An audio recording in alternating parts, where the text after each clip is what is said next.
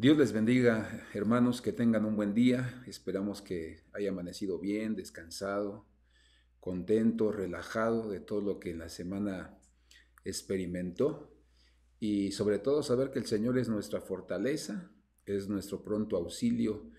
Y dice la Escritura que también si le pedimos que repare nuestras fuerzas, nuestro sueño, hermano, en medio de eso vamos a ser fortalecidos para levantarnos con nuevas fuerzas, como las del águila, ¿verdad? Con las fuerzas del búfalo, para poder salir adelante. Y en esta mañana yo quiero recordarle que estamos para servirle, mi amado hermano, cada una de las situaciones que usted esté padeciendo. Queremos invitarle a que nos haga parte, que usted se comunique con nosotros para estar orando por sus peticiones, por sus necesidades, si hay enfermedades, que podamos juntos estar clamando y pidiéndole al Señor que haga un milagro.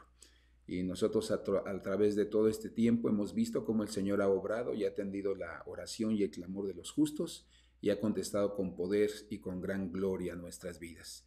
Y a lo largo de esta semana hay un versículo que me ha estado haciendo meditar porque, hermanos, son tiempos difíciles, pero a algunos se les ha hecho más difícil por situaciones que han venido a sus vidas. Y yo quiero que usted ponga atención en este libro de Oseas capítulo 2 versículo 14 en la versión de las Américas que dice lo siguiente. Dice, por tanto, he aquí la seduciré, la llevaré al desierto y le hablaré al corazón. Y la Biblia nos habla que el Señor, hermano, cuando ve nuestras vidas, Él siempre hace una valoración, hace un examen de cada uno de nuestros caminos, de nuestros sentimientos, de nuestros pensamientos. Y dice la Escritura que el profeta Oseas está hablando al pueblo de Israel. El pueblo de Israel, cuando entró a la tierra de Canaán, había prosperado grandemente. Se habían enriquecido, habían cultivado, habían recibido los frutos de la tierra. Y dice la Escritura que llegó el momento en el que se olvidaron del Señor. Y la Escritura dice en el libro de Deuteronomio capítulo 8, verso 18, si no me equivoco, dice, ¿verdad? Que no nos olvidemos, dice, no te olvidarás de tu Dios, quien es el que te da poder para hacer tus riquezas. Y entonces le recordaba al pueblo del Señor que no se olvidara de lo que Dios había hecho por ellos. Por eso Oseas está haciendo una invitación y le dice, te llevaré al desierto. Y cuando nosotros recordamos qué sucedió en el desierto, en otras palabras el Señor le está diciendo, en esa tierra has prosperado, yo te he enriquecido, te has hecho fuerte, aún tienes enemigos más grandes, más fuertes que tú, pero yo te he ayudado para vencerlos. Y dice la Escritura que entonces lo llevó al desierto, llevó a Israel al desierto. Y el desierto son los momentos de enfermedad, los momentos, hermano, de situaciones difíciles en nuestras vidas. Y dice la Escritura que le estaba recordando a Israel y decía, recuerda que en el desierto me buscabas con todo tu corazón. En el desierto clamabas delante de mi presencia para ver mi mano poderosa haciendo milagros a favor tuyo. Le estaba recordando que en el desierto le proveyó el maná del cielo para que pudieran alimentarse y ser fortalecidos y no perdieran el ánimo ni la fortaleza. Les recordaba que de la roca salió agua para que ellos bebieran y refrescaran sus vidas y no vivieran en ese momento tan crucial y tan difícil del desierto que los asfixiaba con el calor, hermano, y con la sequedad de sus bocas. Por eso nosotros nos damos cuenta que el Señor está haciéndoles una invitación a no olvidarse de los hechos gloriosos que él ha hecho, a no olvidarse de que ellos eran nada y que el Señor los hizo un pueblo como cabeza de todas las naciones, un pueblo bendecido y prosperado, donde Él era el Dios de todos, cada uno de los israelitas. Por eso el Señor habla de no olvidarnos del Señor. Yo no sé si usted esté pasando por un desierto, llamado enfermedad, llamando problemas económicos, llamando problemas familiares. Yo no sé si usted esté pasando por algún momento similar a estos, pero lo que sí le digo es que el Señor quiere llevarlo al desierto para recordarle que no se olvide de Él, para que usted recuerde que sin Él usted y yo no podemos hacer nada. Recuerdo el libro de Jeremías capítulo 8, donde nos habla acerca del alfarero y habla acerca de que el alfarero es la figura o el símbolo del Señor y el barro somos nosotros los seres humanos. Y dice la Escritura que el alfarero pone el barro en la rueda y empieza a trabajar en la rueda para hacer una vasija, para hacer una olla, y entonces comienza a hacer su trabajo de tal manera que ese lodo va formándose en esa rueda y va creciendo, creciendo hasta el tamaño que el alfarero quiere dejar el utensilio que van a utilizar para la cocina. Y dice historia de los alfareros que cuando empiezan a crear o a hacer el barro y empiezan a formar una vasija, entonces llega un punto, el punto más alto, y en el punto más alto es donde ellos tienen que trasladarlo de la rueda donde trabajan el barro para poderlo llevar al horno. Los que se dedican a la alfarería dicen que el punto más alto donde llega el barro es el más peligroso o el hermano más vulnerable porque es donde se puede romper. Cuando el alfarero hace bien su trabajo y le da el punto correcto y lo pasa al horno para poder hacer su trabajo completo, entonces hizo un buen trabajo. Pero, ¿qué significa esto hablando espiritualmente? Que el Señor nos va a nosotros formando como barros. Pero cuando llegamos al punto más alto, en lugar de dejarnos llevar al fuego de su presencia para ser purificados, empieza a venir la soberbia en nuestras vidas. Y empezamos a pensar que esa prosperidad que tenemos hoy muchas veces nos hace olvidar de que el Señor nos dio las fuerzas y la sabiduría para hacerlas. Y la soberbia es uno de los enemigos que nos hacen apartarnos de Dios, olvidarnos de sus bendiciones, de su fidelidad. Y hermano, es por eso que los vasos de barro se rompen, porque nosotros nos olvidamos de nuestro Señor. Espero que usted no esté pasando por esta situación por haberse olvidado del Señor, sino que usted permita que el Señor obre en medio de su vida. Jesús nos dice en el libro de Lucas capítulo 8, versículo 15 y versículo 16, ¿cuál es el remedio para que nosotros no nos dejemos dominar por la soberbia? Dice el libro de Lucas capítulo 8, desde el versículo 15, y la fama de Jesús crecía por todas partes, y personas de todas partes venían para escuchar su predicación y para ser sanados de sus enfermedades. Pero terminando cada una de estas cosas, dice el versículo 16, y al terminar Jesús se apartaba a algún lugar desierto para orar, para clamar delante de su Padre. Entonces Jesús nos enseña, hermano, que para que nosotros no lleguemos al punto más alto de la soberbia y seamos quebrados a través de la enfermedad o de alguna situación que venga sobre nuestras vidas, dice que cuando nosotros sintamos que somos más prósperos, que somos más ricos, que somos más bendecidos, hay que retirarnos al lugar del desierto para que cada uno de nosotros podamos estar en la presencia de Dios y podamos, hermano, humillarnos y reconocer que sin Dios nada podemos hacer. Por eso, amado hermano, yo le invito en esta mañana, salgamos de toda enfermedad, de toda adversidad, de toda situación difícil, y que cada uno de nosotros podamos ir a los pies del Señor y decirle, Señor, yo reconozco que necesito de ti, que necesito tu auxilio, necesito tu ayuda. No me voy a olvidar, Señor, de leer de leer tu palabra, de orar, de clamar delante de tu presencia. No voy a dejar de hacer las cosas que a ti te agradan, Señor, para que yo pueda ser un vaso bien hecho y un vaso que sea de bendición y útil para la gente que me rodea. Por eso, amado hermano, es importante que nosotros nos dejemos a veces llevar al desierto. No piense que Dios es malo, que Dios está castigándolo. No, Dios quiere llevarlo para que su primer amor vuelva a renacer y usted vuelva a caminar como cuando conoció al Señor por primera vez, agradándole en todas las cosas. Y precisamente, hermano, a través de todas estas cosas, hoy tenemos algunas peticiones que yo quiero que oremos. Van a aparecer los nombres en las pantallas y vamos a pedir que Dios haga un milagro. Vamos a pedir al Señor que su Espíritu Santo se mueva a favor de nuestros hermanos, de nuestras hermanas, y que el Espíritu Santo, hermano, venga a traer sobre ellos fortaleza y consuelo. Cada uno de nosotros somos vulnerables, hermano, y muchas veces hay situaciones que pasan en nuestra vida física que nosotros no las buscamos, sino que en ocasiones, hermano, se presentan por nuestra genética, se presentan por contagio, por algunas cosas. La primera persona que aparece, ¿verdad?, es la hermana Josefina Serrano Barrera. Vamos a seguir orando por la situación de su cuerpo que tiene herpes, está ya secándose, ya está un 90% sana, pero vamos a pedir que el Señor se mueva. Está nuestra hermana Emeidi Carreto Puga, entró a un tratamiento esta semana. Vamos a orar que Dios haga un milagro en su cuerpo. Nuestro hermano Esteban Castellanos Benítez sufrió un accidente y está en recuperación también. Vamos a orar que el Señor traiga sanidad y traiga fortaleza en todo su cuerpo. Y al final está mi madre Aurora García Miguel. Vamos a orar, hermanos, el Señor hizo un milagro, pero ahora solamente falta que sus pulmones puedan funcionar completamente. Todavía tiene un problemita de que no puede respirar completamente bien. Vamos a pedir un milagro. Yo quiero invitarla a que oremos, ahí están los nombres en la pantalla y vamos a pedir al Señor por un milagro. Padre, yo te doy gracias por la vida de Josefina Serrano Barrera, Señor, creyendo firmemente que tú te vas a mover, Señor, a través de todos los medios que tú has puesto para su sanidad, para su restauración.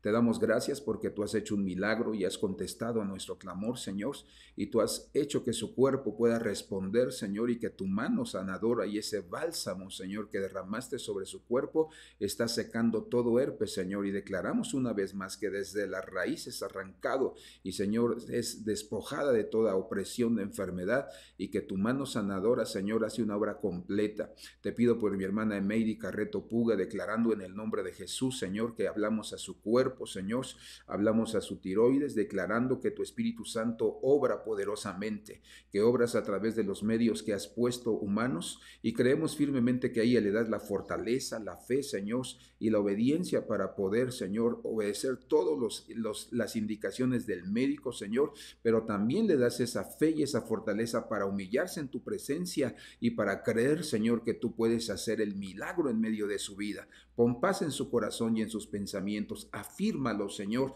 y haz que tu nombre se glorifique en tu hija para que podamos junto con ella testificar de tu poder y de tu sanidad gloriosa. Te damos gracias por la vida de mi hermano Esteban Castellanos Benítez, Señor. También te pedimos que tú tomes el control de todo su cuerpo, Señor, trayendo fortaleza, trayendo sanidad y restauración.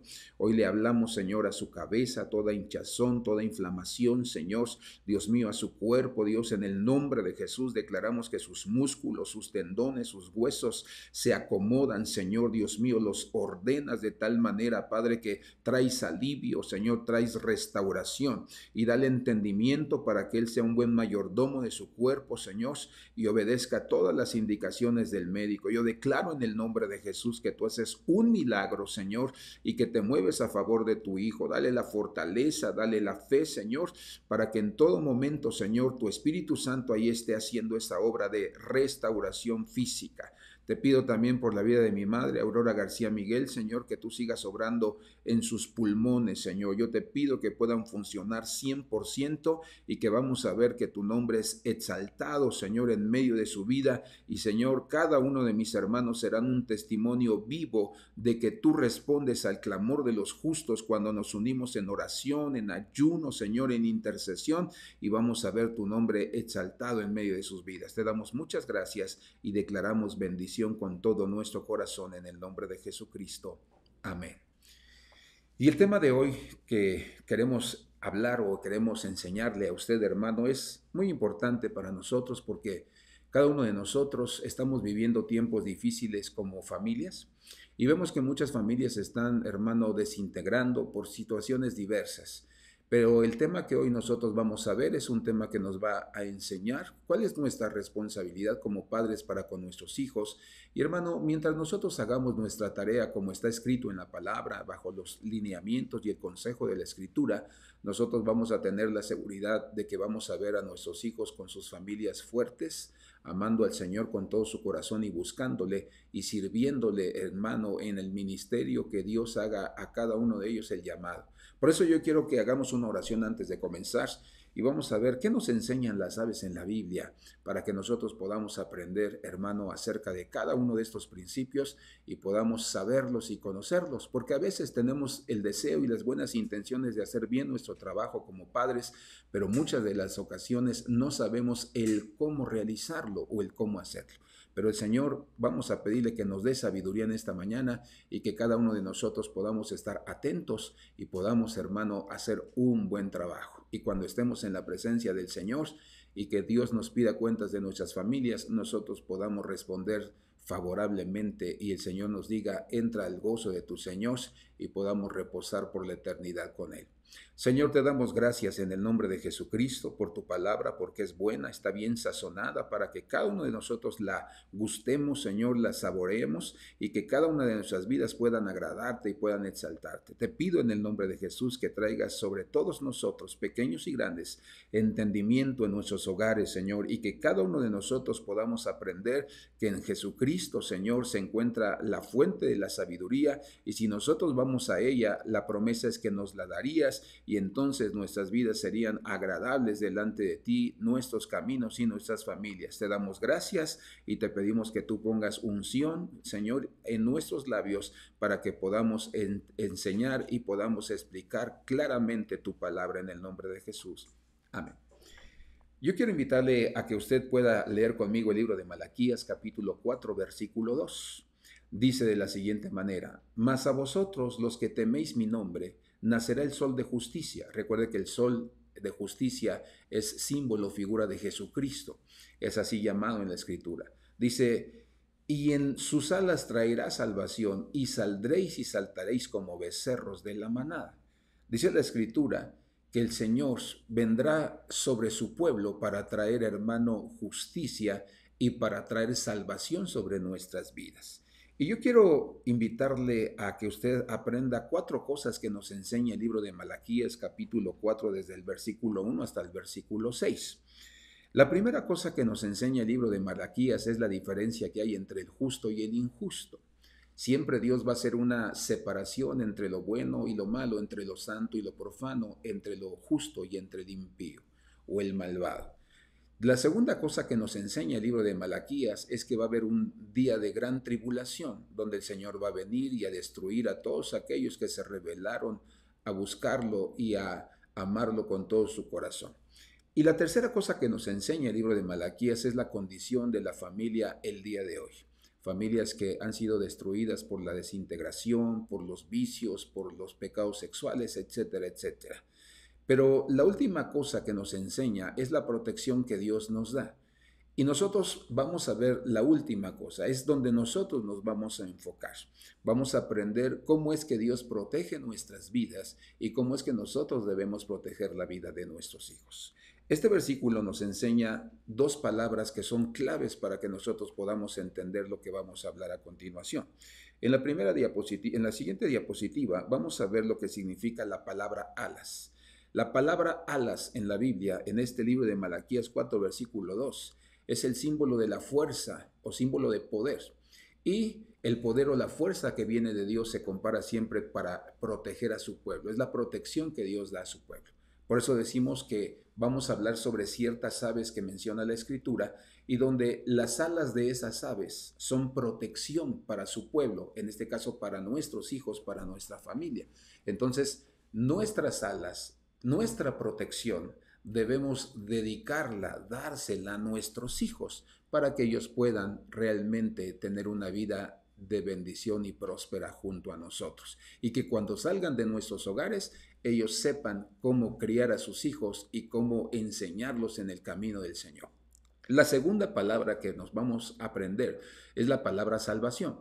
La palabra salvación significa medicina, significa una cura, sanidad, remedio y liberación.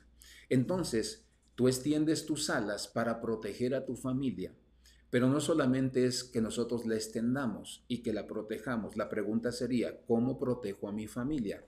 Bueno, a veces nuestros hijos están enfermos de dolor, enfermos de automenosprecio, enfermos de diferentes cosas en sus mentes, corazones, en sus almas. Entonces, tu trabajo y el mío va a ser darles la medicina, va a ser darles la cura, la sanidad, el remedio y la liberación para sanarlos en su espíritu, en su alma y en su cuerpo, en su mente y en su corazón.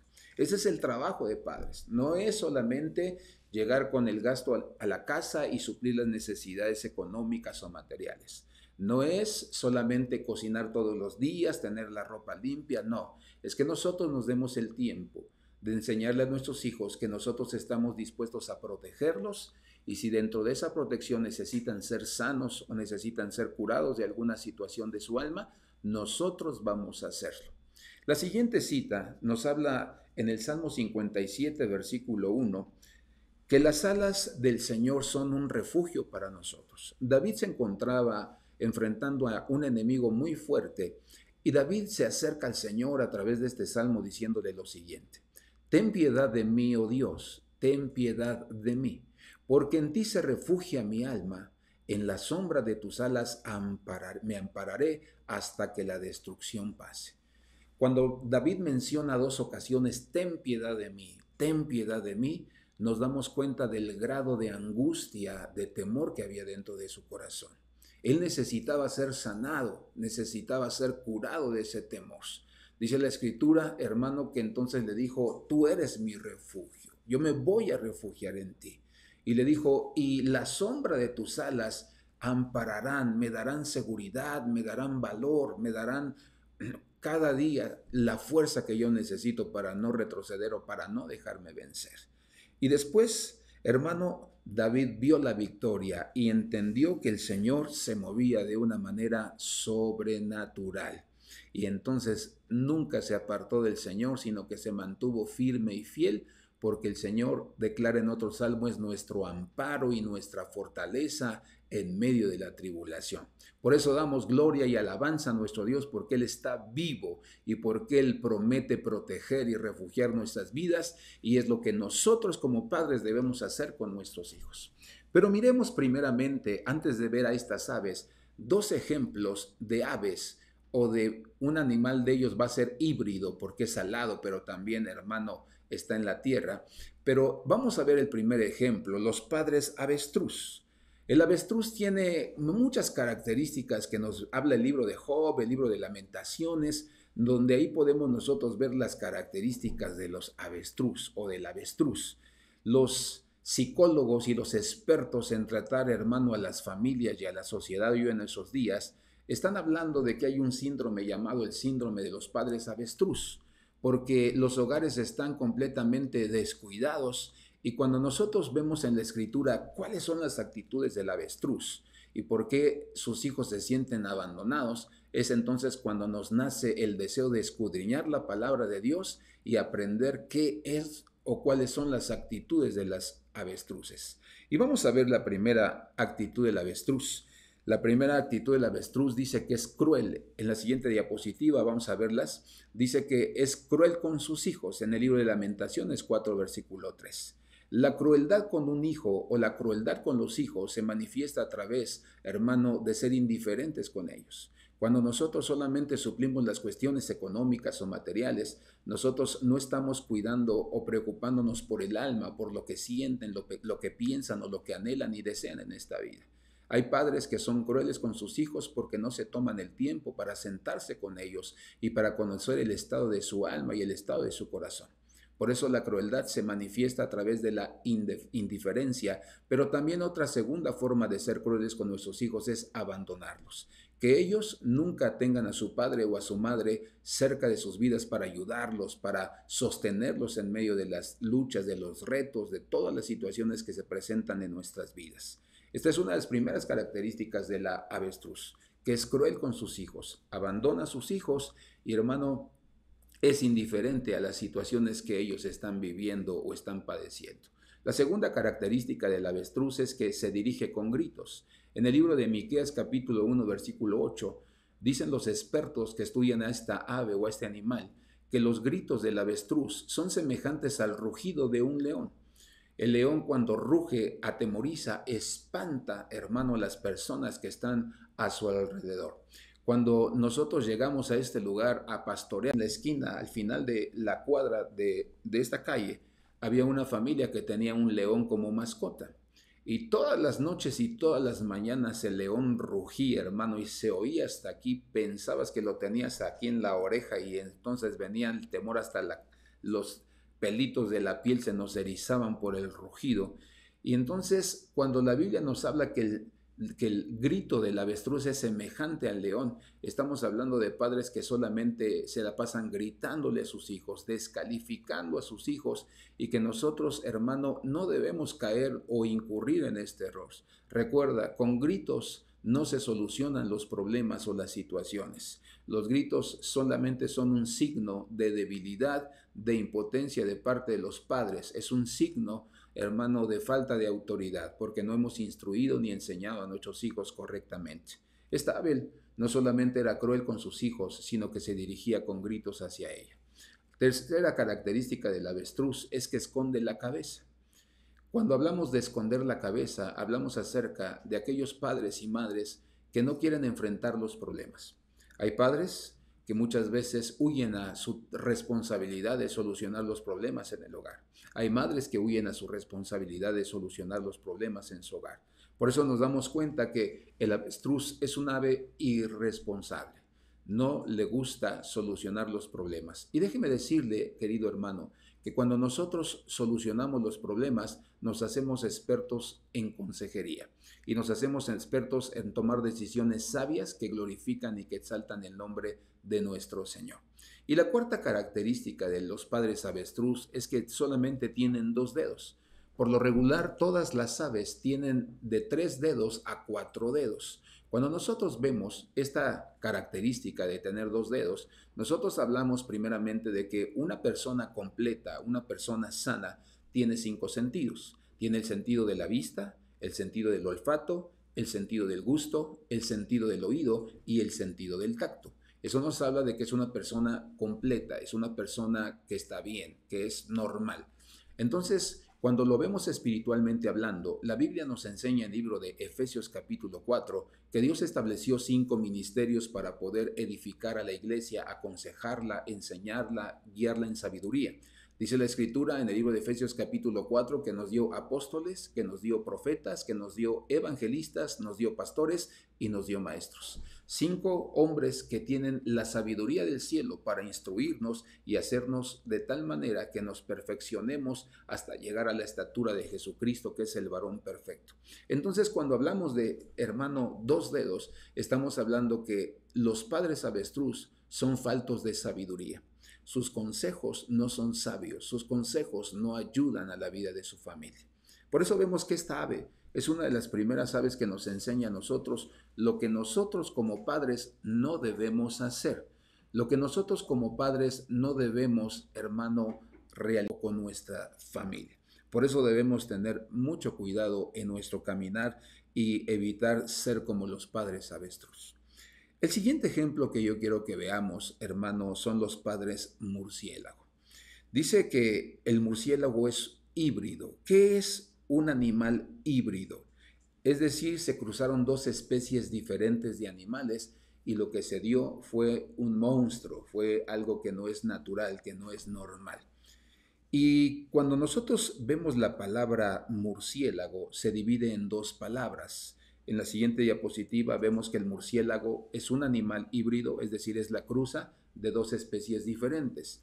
La palabra mus significa ratón, por eso tiene orejas largas. Después vemos que la segunda palabra es caelus, que significa ciego y alado. Entonces, estos padres o esta clase de padres son hombres y mujeres, hermano, que están ciegos, que no pueden percibir la necesidad de sus familias. Pero veamos qué otras características tienen los padres murciélagos. En la siguiente diapositiva vamos a ver que el murciélago, su característica principal es que no está en el cielo, pero tampoco está en la tierra. Es decir, son padres inconstantes, son padres de doble ánimo, padres que quieren estar en la iglesia, pero también quieren estar en los placeres. Esos son hogares que, hermano, por lo regular no agradan a Dios y están desintegrados completamente. La siguiente característica es que duermen de día y salen de noche. Lo que diría el profeta Jeremías, el profeta Isaías, a lo bueno le llaman malo y a lo malo le llaman bueno. Es la característica de estos padres, de estos hogares, que consienten y toleran el pecado y cuando las consecuencias vienen, hermano, lloran y quieren clamar delante del Señor, pero ni con lágrimas de sangre pueden solucionar las desgracias que les acontecen como familia. Y la última característica del murciélago es que solo se une a su pareja en verano. Solamente una vez al año es que ellos tienen intimidad o tienen, hermano, cruza. Por eso nosotros podemos ver que los padres murciélagos son ejemplo de aquellos hogares o aquellos matrimonios donde los padres están divorciados y donde los padres se desobligan de los hijos, se desentienden de sus necesidades y están batallando de una o de otra manera. Por eso nos podemos dar cuenta, cada uno de nosotros, que nosotros no debemos ser ni como los padres avestruz ni como los padres murciélago. Aparte de que el murciélago es el enemigo número 1 de las palomas. Y a continuación vamos a ver qué es todo eso, de qué estamos hablando. Y quiero cerrar solamente después de estos dos primeros puntos con la siguiente imagen. Porque hermano, aquí vemos nosotros la necesidad realmente de los hijos. Ahí en la imagen tú vas a ver a un niño que está rodeado de juguetes, está rodeado de quizá los juguetes de última moda, de última generación. Pero el niño clama en su corazón, ni siquiera lo expresa, no lo puede expresar por la tristeza y por la soledad que está experimentando. Pero el niño clama en su corazón y nos deja ver ahí ese pequeño globo diciendo, solo quería. Y quizá nosotros hemos cometido el error de quererlos llenar de lo material, de quererlos llenar de lo económico, de quererlos llenar de diversiones. Pero en realidad, lo único que nuestros hijos quieren, la mayoría de las veces, es un abrazo. Es que nosotros nos sentemos con ellos, que nosotros conozcamos qué hay en sus corazones y que si alguien les ha herido, les ha lastimado, nosotros podamos sanarlos. Ellos necesitan escuchar que nosotros estamos dispuestos a protegerlos a una costa de nuestra propia. A continuación vamos a ver los animales que realmente, los principios que nosotros debemos seguir y hogares que glorifiquen y exalten al Señor con todos. El ejemplo que tenemos lo vemos en la gallina. Es la primera que nos va a enseñar la importancia de conocer estos principios para que nuestra vida pueda darles la protección que ellos necesitan y que ellos merecen. El libro de Mateo capítulo 23, versículo 37, nos habla sobre algunos de los principios que debemos llevar a cabo. Jerusalén, Jerusalén, la que mata a los profetas y apedrea a los que son enviados a ella.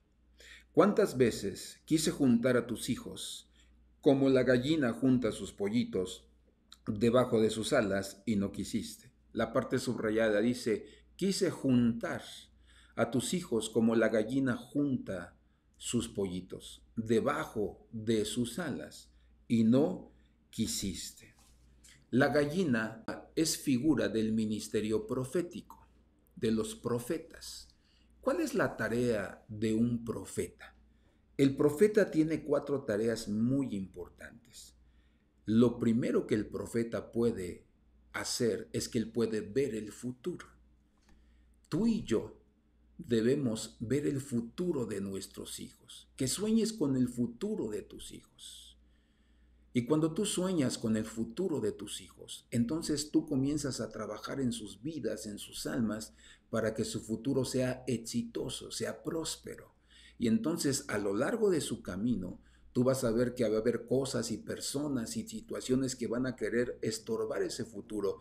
Y es cuando tú tienes que ayudarle a quitar esos estorbos, a vencer esas pruebas, esas luchas, para que ellos cumplan y lleguen al futuro lleno de éxito y con la compañía y la dirección del Señor. La segunda característica o tarea de un profeta es que fluye en el don de ciencia. El don de ciencia es cuando una persona puede ver el pasado, el presente y el futuro. Esto significa que muchas veces nuestros hijos van a esconder cosas en sus corazones.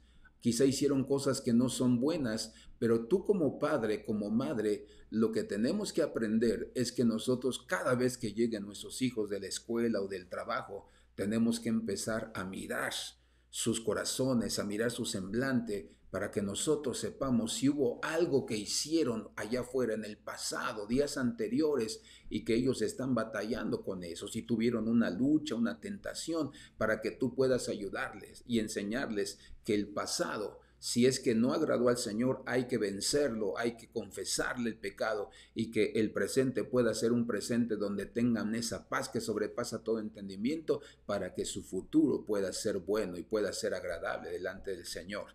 Y después la tercera acción o la tercera cosa que el profeta hace es que tiene fluidez en la palabra de sabiduría. Sabes, hermano, que no va a haber mejores palabras que puedan escuchar nuestros hijos que las nuestras. Quizá haya gente, hermano, que hable de una manera muy profesional allá afuera. Sean buenos oradores, sus palabras sean rimbombantes, pero no va a haber mejor consejo que el consejo de los padres, pero ese consejo tiene que ser acompañado con sabiduría. Y la sabiduría solamente la vamos a encontrar cuando nosotros leamos la Escritura, la experimentemos en nuestras vidas y la compartamos a nuestros hijos. Después, la tarea del profeta es fluir en el discernimiento. la palabra discernimiento significa entendimiento. Y cuando nosotros, hermano, fluimos en el entendimiento, nosotros vamos a entender más allá de las palabras, más allá de las actitudes, para poder ayudar a nuestros hijos. Esa es la característica del ministerio profético. Por eso dice que la gallina, su labor, hermano, es proteger a sus polluelos y que ella pueda mirar estas 4 cosas para poder ayudar a sus hijos. Pero la primera característica que nos menciona este versículo es que las alas de la gallina no son para volar. La gallina tiene alas, pero no son para volar. Nosotros podemos ver en la siguiente diapositiva que esa es la primera característica que la gallina, hermano, tiene, que sus alas las tiene, pero no son para volar. Cuando nosotros vemos a las alas, perdón, de la gallina, cada vez que la gallina levanta sus alas y se pone derecha o erecta, entonces empieza a cacaraquear. Y cuando los polluelos escuchan cómo cacaraquea su mamá, es el aviso de decir, vengan todos conmigo. Y entonces cuando hace este movimiento de extender sus alas y cacaraquea, todos los pollitos se reúnen hacia los pies de la mamá y entonces la mamá con sus alas los junta, los cubre, los protege. Esa es la función de las alas de la gallina. Y la palabra, hermano, juntar significa congregar. Significa congregar. La primera tarea de nosotros como padres, obedeciendo a la función de la gallina, es que nosotros congreguemos a nuestros hijos y que nosotros enseñemos a nuestros hijos a congregarse, a asistir a la iglesia. La vida de nuestros hijos, si queremos que tenga éxito, va a ser que busquen a Dios y que se congreguen en una iglesia. Cuando nosotros vemos, hermano, a las familias que no les gusta congregarse, tienen un problema. Hay una frase que subieron de parte de la escuela bíblica David Martínez que me impresionó y me dejó pensando. Dice esta frase de la siguiente manera: la pandemia no destruyó a la iglesia, sino que la pandemia evidenció a la iglesia. En otras palabras, está diciendo que la pandemia que estamos viviendo nosotros no ha destruido a la iglesia, sino más bien se evidenció lo que había en el corazón de la iglesia. Y entonces nosotros vamos a podernos dar cuenta quiénes realmente amaban, buscaban a Dios con todo su corazón y eran fieles, y quiénes no. Lamentablemente se va a tener que ver. Y nos va a doler que muchos no van a querer regresar, que muchos no van a querer buscar al Señor. Pero la pandemia lo único que hizo fue evidenciar lo que realmente había en el corazón de las personas, en el corazón de los creyentes. Por eso nosotros debemos, hermano, enseñar a nuestros hijos a congregarse y no poner pretextos, no poner peros, sino que, hermano, sabemos que si hay un solo día que nosotros podemos congregarnos, nosotros debemos luchar contra viento, contra marea, contra todo lo que se venga para congregarnos el día, quizá el único día que nosotros podamos asistir a la iglesia. Ese es uno de los primeros trabajos de nosotros como padres, enseñar a nuestros hijos a congregarse. El libro de Hebreos capítulo 10, versículo 25, nos enseña, hermano, que ese no era solamente el problema de estos tiempos, sino desde el tiempo de la iglesia primitiva. Dice el libro de Hebreos 10, 25, no dejando de congregarnos como algunos tienen por costumbre, sino exhortándonos unos a otros y mucho más al ver que el día se acerca. Dice la Escritura que está establecido desde tiempo atrás, Jesucristo lo dijo, que Él un día iba a venir por su iglesia y que por eso nosotros necesitamos congregarnos para aprender, hermano, a conocer, a discernir los tiempos para estar listos cuando el Señor venga por su iglesia. Y el segundo cita, la cita de Salmo 122, versículo 1, lo que David decía, hermano, de la importancia de congregarse. Decía, hermano, yo me alegré cuando me dijeron, vamos a la casa del Señor. Dice la versión 60, yo me alegré, ¿verdad? Yo me alegré, se me fue. Yo me alegré con los que me decían, a la casa del Señor iremos. Entonces, ahí es cuando cada uno de nosotros podemos darnos cuenta de la importancia de enseñar a nuestros hijos a congregarse. Pero aquí viene una pregunta: si nosotros como padres no nos gusta, nos cuesta congregarnos, entonces nosotros vamos a hacer de nuestros hijos refrigeradores espirituales que no van a tener ni siquiera cosquillas en su corazón para poder congregarse.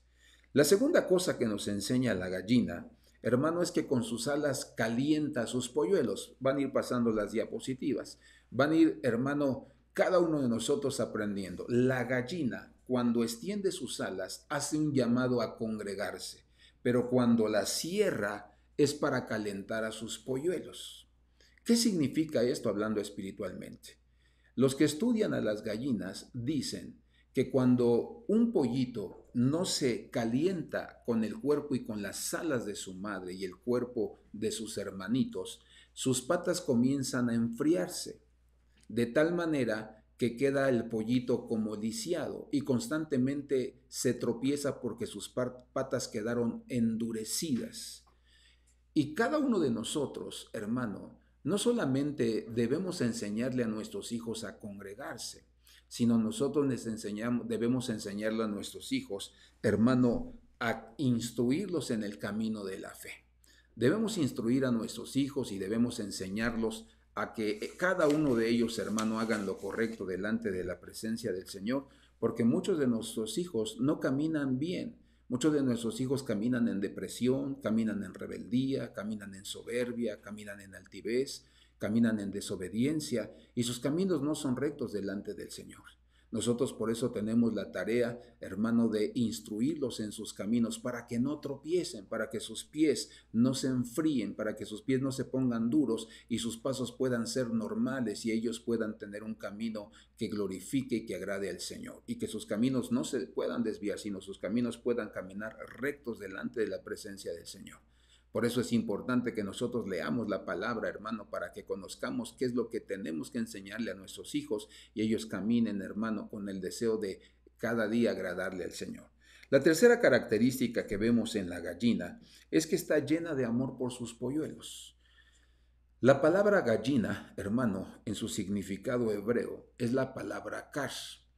Cuando nosotros vemos el significado de esta palabra, entendemos porque está llena de amor por sus polluelos. La palabra car significa portero como para ovejas, significa un líder, un salvavidas, un guardián. Voy a leerlo nuevamente. La palabra gallina es la palabra hebrea car, que significa portero como para ovejas, un líder, un salvavidas, un guardián. ¿Sabes que nosotros como padres debemos realizar la tarea de un atalaya o de un vigilante? El atalaya era aquel que vigilaba desde las torres de la ciudad, en los muros, para poder advertirle al pueblo cuando había peligros y venía un ejército enemigo a quererlos conquistar. El grito o la alarma del atalaya, el aviso del atalaya, era para poder salvar la vida del pueblo y para que el ejército pudiera prepararse y poder enfrentar al enemigo y no ser vencido. Esa es la tarea de nosotros como padres. Nosotros debemos, hermano, estar como porteros de las ovejas, del redil de las ovejas. Cada vez que entraban las ovejas había una medida. Si algún animal entraba por esa puerta, hermano, y se topaba o se daba un tope, es que no pertenecía al redil porque no tenía el tamaño, no tenía la talla y sabían que era un intruso. Nosotros debemos cuidar la puerta de nuestra casa, la puerta de nuestro hogar, porque a veces, hermanos, van a querer entrar personas, amigos, amigas, que quieren destruir la vida de nuestros hijos, costumbres, maneras de pensar de personas con las que ellos conviven todos los días y nosotros debemos estar vigilantes para poder como líderes enseñarles que hay peligro, que hay riesgo. Si tú ves que tu hijo o tu hija anda emocionado con una jovencita o con un jovencito y que lo anda agarrando, la invita aquí, la invita allá, y que tú ves que más que amistad tiene ganas de llevársela a la cama, entonces es importante que tú alertes, que tú avises, que tú seas un salvavidas, un guardián de tus hijos para que no caigan en fornicación y no vengan embarazos prematuros fuera del tiempo y del orden del Señor. Por eso nosotros debemos aprender de la gallina, que la gallina está llena de amor por sus polluelos, pero ¿cómo le demuestra el amor? Supervisando, vigilando qué entra, qué sale de su vida y aconsejarlo de tal manera que no caiga, hermano, en error. Eso es lo que la gallina nos enseña a cada uno de nosotros. Sus alas no son para volar, son para congregarlos, enseñarles a congregarse. Sus alas son para calentarlos, para que sus caminos no sean torpes, no sean fríos, no se desvíen. Y tiene un gran amor por sus polluelos, de tal manera que está vigilando como una atalaya para que ellos puedan tener una vida de victoria. El segundo ejemplo que nos enseña la Biblia es sobre la vida de la paloma. La paloma en la Biblia es símbolo de paz y símbolo de reconciliación. Quiero atenuar sobre estas palabras: paz y reconciliación. Y la Biblia dice que nosotros debemos tener paz para con Dios, paz para con los hombres, y dice la Escritura que también estamos reconciliados con el Señor. Entonces, como aprenderemos de este animalito, la paloma es símbolo, hermano, del ministerio evangelístico. Símbolo del ministerio evangelístico. Nuestro trabajo como padres es asegurarnos que nuestros hijos sean salvos, que nuestros hijos se entreguen a Jesucristo y reciban a Cristo en su corazón como su Señor y como su Salvador. Mi esposa y yo, como padres de nuestra familia, de nuestros hijos, desde que nuestros hijos comenzaron a tener entendimiento desde los 3, 4 años, nosotros los invitábamos a recibir a Cristo en sus corazones. Y en la medida de su entendimiento les íbamos explicando lo que Jesús podía hacer si ellos lo dejaban entrar a su corazón. Este lapso a lo largo de todas las edades y etapas de la vida de ellos lo hemos estado haciendo. Llegó un momento aún en la juventud que, aunque años pasados los habíamos invitado a entender qué era recibir a Jesucristo en su corazón, nosotros hacemos esa tarea hoy en nuestros días de la misma forma. De tiempo en tiempo nos tomamos el momento para hablar y para volver a preguntar si Jesús realmente vive en sus corazones. Porque esa es la tarea de nosotros como padres, que nosotros tengamos la seguridad de que nuestros hijos son salvos. Esa es la primera característica de los padres paloma. Es que tú te des a la tarea de preguntar, de supervisar, de asegurarte que tus hijos dejen de entrar a Jesucristo en sus corazones para ser salvos. La segunda característica de la paloma, hermano, junto con el flamingo o flamengo, las dos palabras son correctas, dice que son las únicas dos aves que producen leche cuando tienen a sus polluelos. Esto significa que cuando nosotros vemos a la paloma actuar en esta forma, estamos hablando de que la Biblia nos enseña que la leche es símbolo, figura de la doctrina de la palabra del Señor. Cada uno de nosotros como hijos de Dios necesitamos entender que nuestra labor no solamente es que nuestros hijos puedan conocer a Cristo y ser salvos. La segunda labor de nosotros como padres paloma es que nosotros instruyamos a nuestros hijos en las doctrinas básicas, que les enseñemos a conocer su Biblia, que la Biblia tiene 66 libros, está dividida en Antiguo y está dividida en Nuevo Testamento, que la Biblia tiene o se compone por capítulos y por versículos, que la Biblia se escribió en griego, en arameo, en hebreo. Nosotros debemos enseñarle a nuestros hijos, instruirlos en cada una de estas doctrinas. ¿Por qué participamos de la Santa Cena? ¿Por qué nosotros tenemos que bautizarnos en agua? ¿Por qué nosotros tenemos que ser bautizados en el Espíritu Santo? Nosotros somos los encargados de adoctrinar a nuestros hijos, de enseñarlos, de instruirlos, para que ellos puedan tener una vida realmente con el conocimiento de la palabra del Señor. Esa es la siguiente característica de la paloma.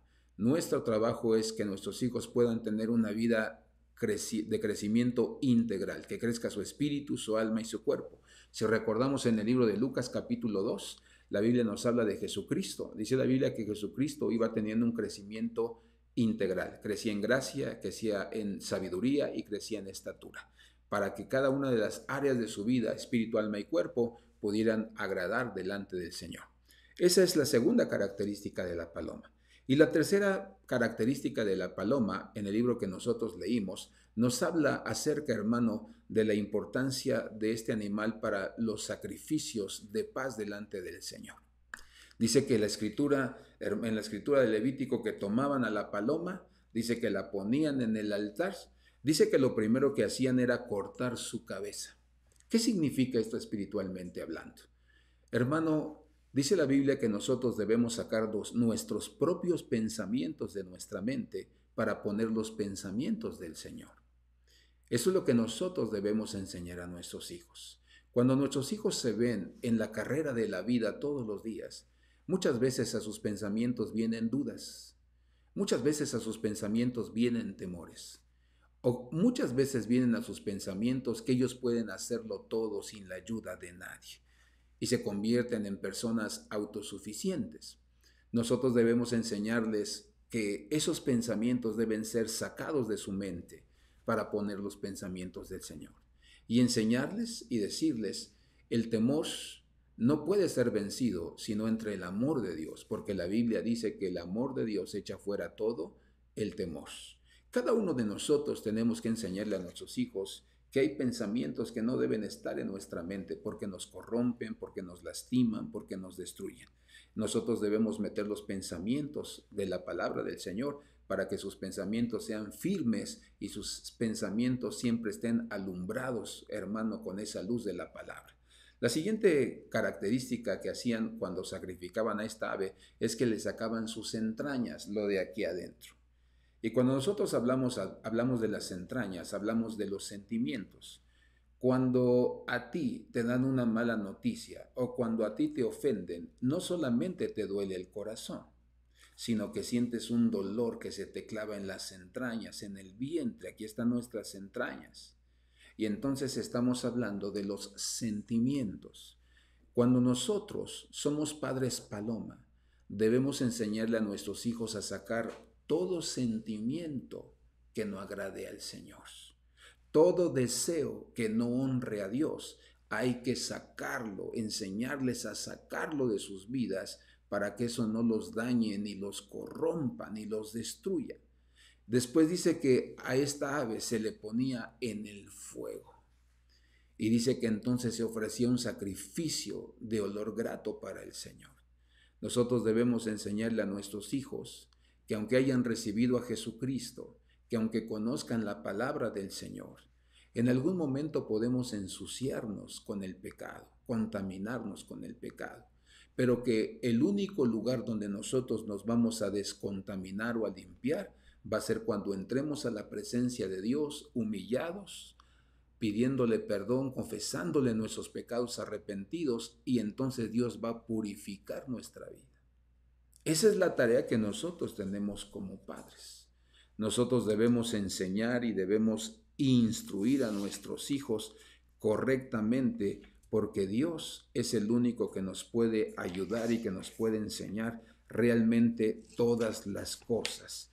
Por eso nosotros debemos aprender de la paloma todas estas buenas cosas en nuestra vida.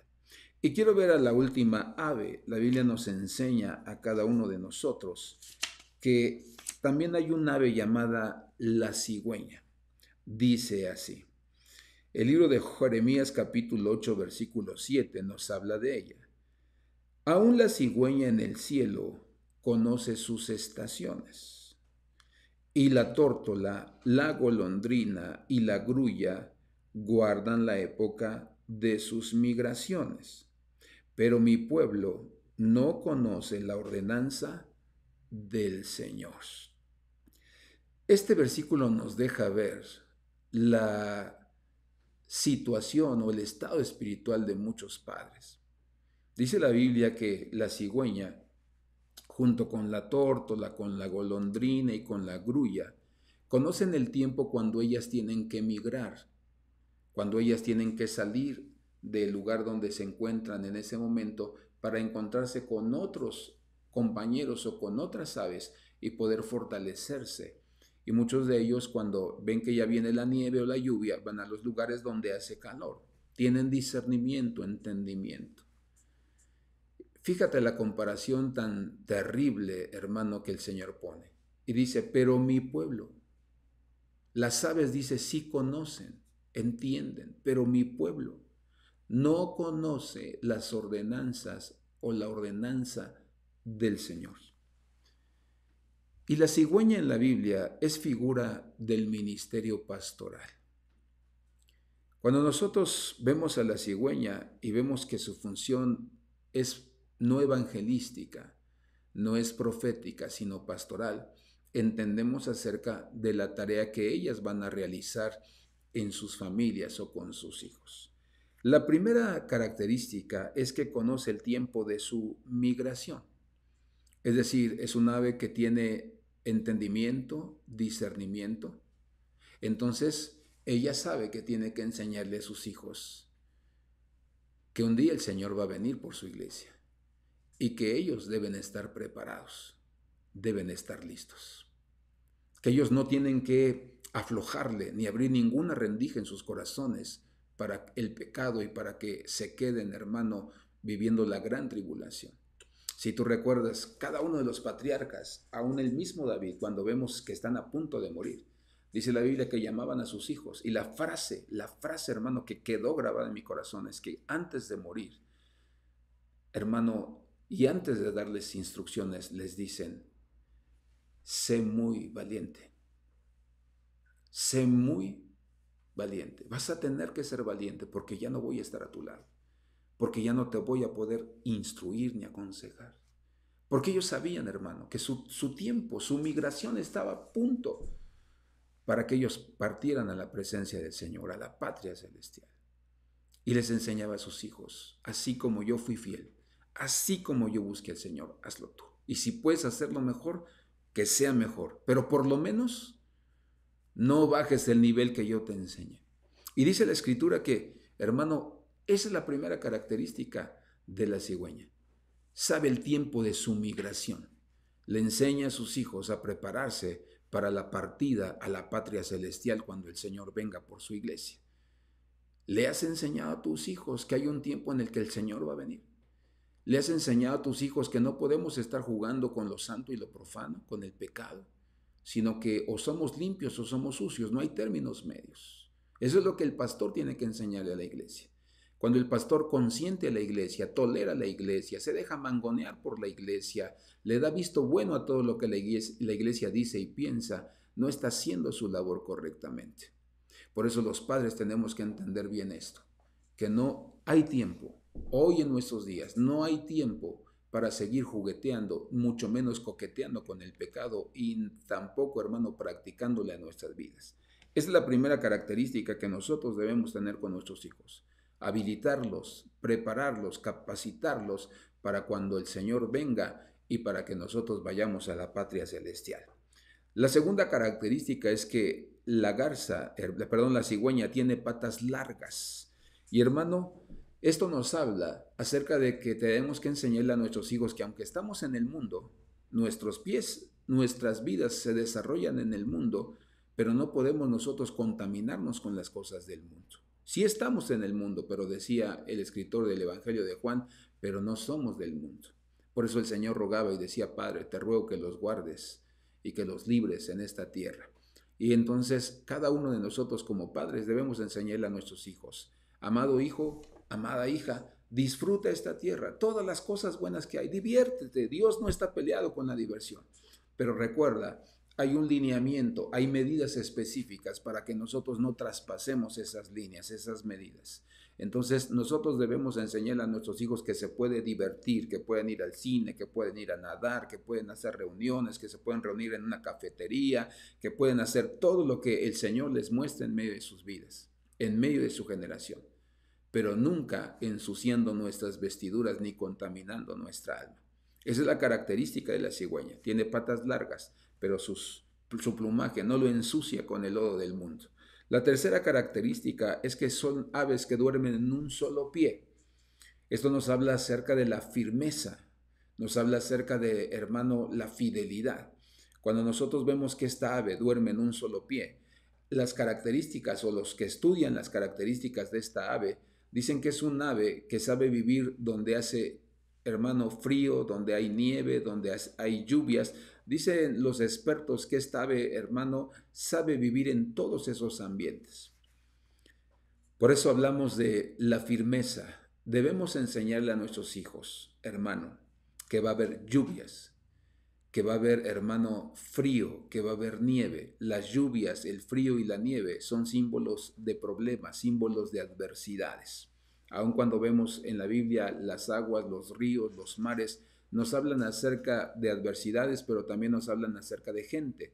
Por eso cuando nosotros enseñamos a nuestros hijos, tenemos que decirles o instruirlos que va a haber momentos difíciles en la vida, pero que no se pueden apachurrar o dar el lujo de abandonar al Señor y de darse por derrotados, que va a haber tentaciones todos los días en nuestras vidas, pero no podemos darnos el lujo de que si alguien nos tienta para robar, nosotros vamos a robar, o si alguien nos tienta para fornicar o para, hermano, hacer cosas malas, nosotros no vamos a ceder ante eso, sino enseñemos a nuestros hijos a ser como José, que cada vez que la tentación venga y que abiertamente se presente delante de ellos puedan decir, ¿cómo crees que voy a ofender a mi Dios que me ha dado la vida y me ha dado todas las cosas? No voy a ofender a Dios ni voy a ofender a ninguna persona porque Dios está mirando mi corazón y mis caminos. La cigüeña nos habla, hermano, sobre la importancia de enseñarle a nuestros hijos a ser firmes y a ser, hermano, fieles a Dios. Y la última característica de la cigüeña es que la cigüeña da su vida por los pichones. Los que estudian a este animal o a esta ave dicen que cuando esta ave no tiene nada que darle de comer a sus polluelos, lo que hace esta ave es picarse el pecho hasta que le sangre. Y una vez que le sangra el pecho, entonces se acerca con sus polluelos y los polluelos comienzan a beber o a comer la sangre de su mamá. Por eso esta ave nos enseña que es capaz de dar su vida por sus polluelos, su vida por sus hijos. Y hermano amado, tú y yo debemos aprender a dar nuestra vida por nuestros hijos. Que no haya nada que a nosotros nos estorbe para dar todo por nuestros hijos. Como dicen en mi pueblo, hermano, sobre mi cadáver, si alguien quiere hacerle daño a mis hijos o alguien quiere lastimar a mi familia, ellos tienen que saber que yo estoy dispuesto a dar la vida por ellos. Aun si tu hijo reprobó y tu hijo, hermano, no pudo pasar el examen, ahora que se vienen los exámenes para la primaria, secundaria, para bachiller, para la universidad, no lo, hermano, condenes, no lo juzgues. Si no pasó, si reprobó, está ahí con él y dile, yo estoy contigo, yo voy a dar todo por ti. No le hace que salgas con barbas y con canas de la universidad, pero yo te voy a ayudar hasta que seas un profesionista. Pero nosotros necesitamos, hermano, dar todo por nuestros hijos. Que ellos sepan que si la gente que está junto a ellos o a su alrededor no está dispuesta a ayudarles, nosotros sí. Que sepan que las últimas personas y las que siempre vamos a estar ahí con ellos, vamos a ser nosotros. Eso es lo que nos enseña cada una de estas aves. Hermano, hacer nuestro trabajo, nuestra labor como padres eficientemente, conforme a los principios que están establecidos en la Escritura. Por eso el reto para nosotros es grande, hermano. Y déjame decirte que muchos padres les quedan flojos los zapatos y los pantalones para llevar adelante a sus familias y para que sean victoriosas y exitosas. Por eso el reto en esta mañana es que tú y yo, como padres de nuestras familias, le demos la protección a nuestros hijos y el cobijo que ellos necesitan realmente. No que los consecuentemos, no que seamos como el avestruz, indiferentes, crueles con ellos, no que hablemos a grito con ellos, hermano, no que seamos padres irresponsables, no, sino que nosotros les extendamos nuestras alas, los enseñemos a congregarse, los calentemos para que sus caminos no sean torcidos, no se desvíen, no se tropiecen y que cada uno de nosotros hagamos una labor efectiva con nuestros hijos. Que como la paloma, cada uno de nosotros los ayudemos y los enseñemos, hermano, a adoctrinarse, los enseñemos a ser salvos y que los enseñemos cada día a que sus pensamientos, sus sentimientos, hermano, deben ser puestos en el Señor y cambiados por la palabra de Dios en medio de sus vidas. Amado hermano, vamos a hacer una oración en esta hora y vamos a pedirle al Espíritu Santo que nos ayude. Si tú has cometido errores con tus hijos, si tú los has abandonado, si tú mismo los has destruido, si tú no has sido un buen ejemplo para ellos, no te preocupes, hermano. Muchos de nosotros venimos de hogares desintegrados. Muchos de nosotros venimos de hogares donde nuestros padres eran duros, eran misericordios, crueles con nosotros, donde ellos nunca nos abrazaron, nunca nos enseñaron. Pero que no sea ahora el pretexto para seguir igual o en la misma condición, sino que de ahora en adelante nosotros utilicemos estos principios de parte del Señor y nosotros podamos hacer las cosas correctamente con cada uno de ellos. Vamos a pedirle al Espíritu Santo de su ayuda y vamos a pedirle que Él nos enseñe, nos instruya Y hermano, después de orar, date un tiempo para buscar a tus hijos. Si tú sientes que puedes hacerlo en familia, donde todos estén y pedirles perdón, hazlo. Pero si tú sientes que es mejor personalmente acercarse a cada uno de ellos en privado, en secreto, donde solamente ustedes dos puedan estar, hazlo también. Pero sana el corazón de tus hijos. Recuerda que la sanidad, que la cura, el único que la puede traer es el Espíritu Santo a la vida de todos nosotros. Y oremos a Dios. Padre, te damos gracias en el nombre de Jesús, porque la promesa que leímos al principio es, Señor, que tú traerías de tus alas salvación para cada uno de nosotros. Señor, y que cada una de nuestras vidas solamente podrán estar seguras debajo de tus alas, ahí donde hay refugio, ahí donde hay esperanza. Señor, perdónanos como padres por no haber hecho nuestro trabajo correctamente. Nosotros todavía hasta hace unos minutos atrás éramos ignorantes de todo esto. No teníamos, Señor, el conocimiento, no nos habían enseñado cuál era nuestra tarea como padres y teníamos excusa de no ser buenos padres. Pero de ahora en adelante, a través de tus palabras, a través de tus principios, nosotros sabemos cómo debemos actuar para con nuestros hijos, cómo debemos criarlos, cómo debemos educarlos, cómo debemos preocuparnos por su vida espiritual, Señor, y no solamente por la física, Señor, por la cuestión económica. Ayúdanos, Señor, ayúdanos a ser buenos padres. Hoy declaramos en el nombre de Jesús que rompemos toda maldición generacional, Señor, que hemos heredado de nuestros padres, abuelos, bisabuelos y tatarabuelos. Hoy declaramos, Señor, que toda maldición generacional, Señor, toda crueldad, toda indiferencia, todo abandono, Señor, Dios mío, toda irresponsabilidad, Dios mío, toda falta de sabiduría la echamos fuera de nuestras vidas en el nombre de Jesucristo, Señor. Toda inestabilidad, Señor, Dios mío, toda hipocresía, toda infidelidad la echamos fuera de nuestras almas, de nuestros corazones, Señor, y te pedimos que vengas a sanarlos, Padre, para que nosotros podamos sanar también el de nuestros hijos. Hoy declaramos, Señor, sanidad en nuestros corazones, en nuestra vida, pero también en la vida de nuestros hijos, de nuestras hijas, para que cada uno de ellos pueda, Señor, caminar firmemente, Dios mío, de tal manera que no tropiecen, Señor, que no se desvíen. Hoy declaramos en el nombre de Jesús que tú tomas el control, Señor, y que tú nos das la victoria y que salimos de este lugar, Señor, convencidos de que nuestro hogar, Señor, está siendo restaurado desde este momento y nosotros vamos a hacer nuestro trabajo, vamos a hacer nuestra labor y vamos a ver tu nombre exaltándose y glorificándose, Señor, a favor de nuestras generaciones. Te damos gracias en el nombre precioso de Jesucristo. Amén, Señor. Y quiero darle solamente, hermano, un anuncio. Nuestro tema del próximo viernes lo hemos titulado Las frutas en la Biblia. Yo quiero hablarles sobre la importancia de las frutas, el símbolo, la figura, los principios que nos enseñan. Vamos a hablar sobre los dátiles. El árbol o la palmera datilera tiene aproximadamente una altura de 15 a 30 metros. Entonces, esto nos habla acerca de buscar la madurez en el Señor. También me sorprendió el dato de que esta palmera datilera puede llegar a dar fruto hasta 100 años consecutivos. Está hablando acerca de que nosotros como creyentes debemos ser gente que dé fruto, que sea fructífera en todas las áreas de nuestra vida. Veremos también la granada. Una de las características de los judíos, de los rabinos judíos, es que se dieron el tiempo, hermano, de pelar una granada y contar cada uno de los granos que tiene la granada. Y fue sorprendente, tiene 613 granos, independientemente de su tamaño. Y esto nos habla, o ellos lo asemejan, hermano, a que los mandamientos en la Torá son 613 mandamientos. Entonces, esto nos habla acerca de la importancia de escudriñar las Escrituras y de lo que nosotros podemos recibir a través de ellas.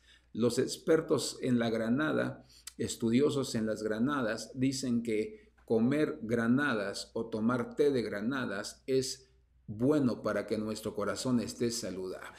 Y esto tiene que ver entonces que si nosotros tomamos la Escritura, la comemos, la bebemos, la memorizamos, la vivimos en nuestra vida, entonces nuestro corazón va a estar sano y vamos a darnos nuestros tecitos de granada espiritual para que nuestra vida pueda caminar, hermano, grandemente delante del Señor. Y una tercera fruta que vamos a ver es el plátano. Hermano, los que estudian este árbol dicen que sus ramos solamente pueden dar una vez fruto, no pueden dar más fruto. Pero antes de morir, dice que dejan un renuevo en el mismo árbol para que ellos que no van a dar fruto van a permitir que sus hijos puedan dar fruto. Esto es algo glorioso, hermano, hermoso que podemos aprender, donde nosotros debemos dar fruto, pero también enseñar a nuestros hijos, enseñar a nuestros discípulos a que ellos tienen que dar fruto. También una característica del árbol de los plátanos o de las bananas, como se conoce en otros países, es que empieza a secarse de arriba hacia abajo. Es decir, empezamos a despojarnos de nuestros pensamientos para que cuando la palabra llegue al corazón nosotros estemos listos, hermano, para ser útiles en las manos del Señor. Y veremos también la sandía y veremos, hermano, el manzano y todo lo que estas frutas nos pueden enseñar a través de la Escritura. Este será nuestro próximo tema el día viernes 21 de agosto a las 7 de la noche, el día viernes. Los esperamos a que se pueda usted conectar y seguir aprendiendo lo que la palabra del Señor nos enseña. Y quiero comentarle por último, querido hermano, que nosotros vamos a reanudar nuestros cultos el día domingo 6 de septiembre. Entonces, prepárese, queremos recibirlo con todo nuestro corazón, esfuércese, sea valiente y hermano, dejemos que el Señor sea el que nos muestre el tiempo. Recuerde que nosotros no seguimos a los hombres o que lo que los demás hombres hacen. Siempre hemos estado acostumbrados a obedecer al Señor y lo que el Señor nos manda es lo que nosotros hacemos, aunque los hombres digan que no. Pero si el Señor dice que sí, nosotros sabemos escuchar su voz y creemos firmemente que el Señor tiene el control de todas las cosas. Es una bendición haber estado con usted y que usted haya podido escuchar la palabra del Señor. Dios le bendiga, reciba un abrazo y nos vemos en la próxima transmisión.